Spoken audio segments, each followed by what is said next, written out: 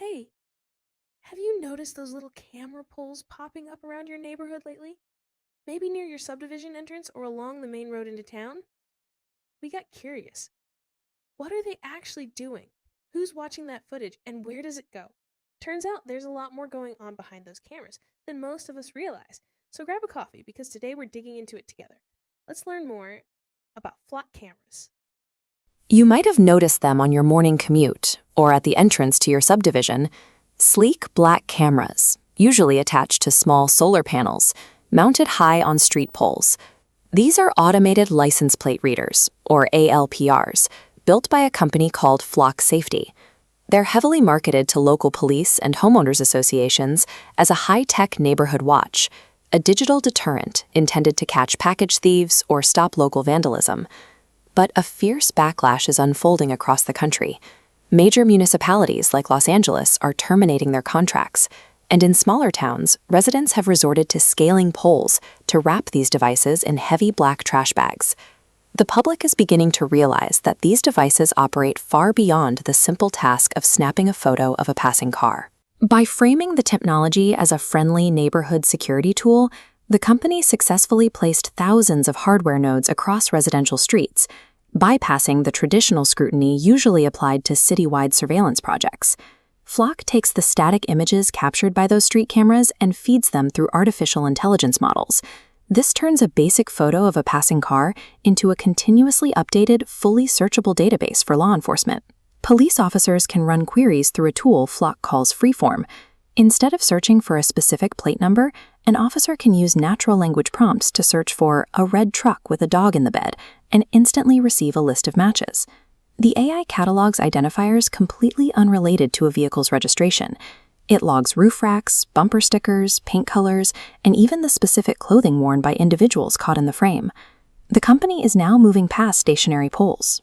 Their Drone as First Responder program deploys automated, camera-equipped drones capable of flying at 60 miles per hour to track suspects or follow individuals from the sky. By combining searchable behavioral data with airborne hardware, the system has moved from identifying suspects after a crime occurs to active, real-time tracking of movement across entire neighborhoods. When confronted with privacy concerns, Flock Safety points to its corporate policy. The company states that data is deleted after 30 days. They do not own the data, and they have no active partnerships with federal agencies like ICE. However, because Flock doesn't technically own the footage, they hand total, unrestricted control of the surveillance data over to local police departments. Without central oversight, the system has already been used for individual abuse. In Kansas, a police chief used his department's Flock access to track his ex-girlfriend 164 times. In Texas, a sheriff ran license plate searches claiming to be looking for a missing person when he was actually investigating a potential abortion. 3/4 of Flock's law enforcement customers are enrolled in the National Lookup Tool, a feature that takes isolated local data and shares that footage across the country with all other participating departments.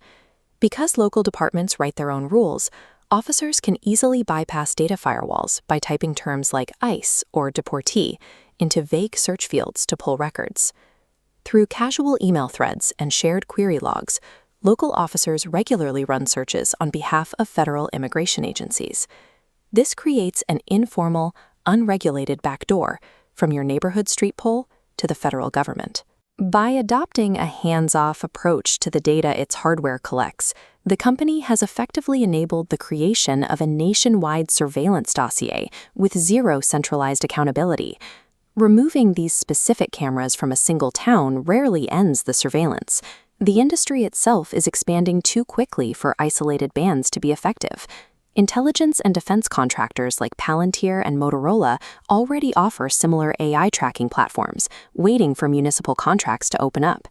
For the individual, defense is nearly impossible. You cannot opt out of a camera on a public street, and covering your license plate is illegal. Modern surveillance technology has advanced into a legal gray zone where current privacy laws offer little protection against the speed and scale of modern hardware.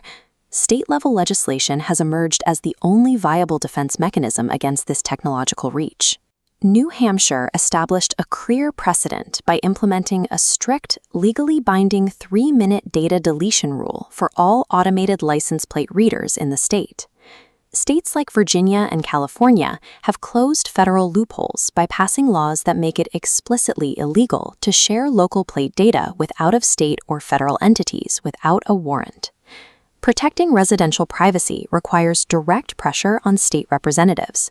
Legislators must build strict data retention guardrails and hard firewalls on data sharing before airborne tracking becomes a permanent fixture of suburban life. Reclaiming privacy begins with recognizing the true nature of the hardware on the street corner. That camera is no longer a simple security tool. It is a node in a national data machine.